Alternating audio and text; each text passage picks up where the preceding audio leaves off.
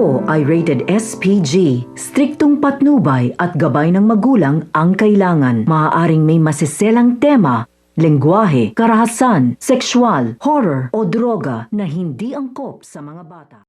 Ipit na nga sa sitwasyon nitong ngang si Ponggay nang dahil na nga rin na nasa gitna nga ng kapahamakan ang kanyang dalawang mahal sa buhay, ang lola nga niya at itong si Dimples. Kinakailangan nga sundin nga nito ni Ponggay na pag-usapan nga nila Miguelito na siraan nga itong si Tanggol sa maraming tao.